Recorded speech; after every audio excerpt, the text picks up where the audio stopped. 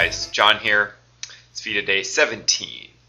And today I just got done watching Game of Thrones, which is HBO's new kind of fantasy, Lord of the Rings-ish, I guess miniseries or series that looks to be pretty promising. I just saw the first episode and kind of previews of the first season, and it looks good. It's kind of not really like Lord of the Rings in a lot of ways, although it has at least one of the other characters from it, or one of the other actors, I should say. And it's more adult oriented in terms of the themes and the plot and the characters and the way they're interacting. It's about the power struggle of kings, and there's some other like kind of supernatural elements that are kind of being introduced as well, which are kind of neat. And just really the first episode, first hour, was getting to know each of the different power groups and their relation to each other and things like that. Pretty good. But anyway, I wanted to talk about HBO shows, and my favorite HBO show of all time by far is The Wire. And it was a show that really didn't get hardly any notice when it was on, when it was being broadcast on HBO.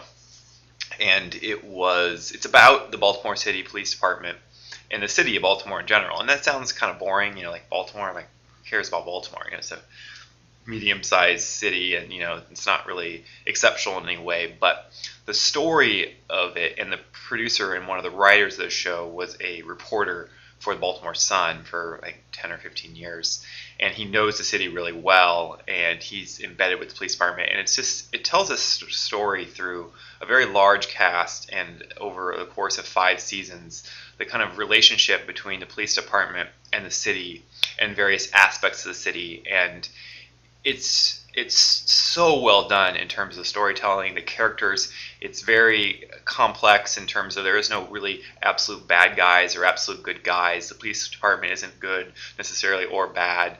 And the drug trade, and really it's a social commentary about how the war on drugs is the cost of the war on drugs, and the effect it has on the police department and the communities, and the way that that there is laws against drugs, but the enforcement of it is just impossible, or the levels to which it would require to enforce a drug policy that was much more stringent, that didn't allow the drug trade to occur, would be beyond what the city of Baltimore, or even any city or government, could really do.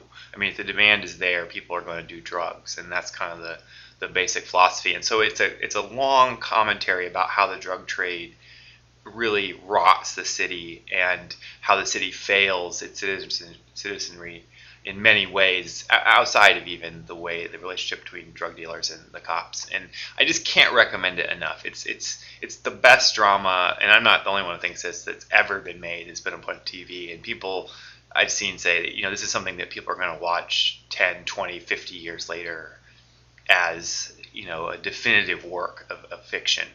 And it's incredible. The characters are awesome. The acting is good. There's not really a weak link in the whole five seasons, and it's something you can still get on Netflix, DVD, and I think HBO is going to start streaming it too. If you have HBO, you can watch them for free. I think in the next couple months they'll have that.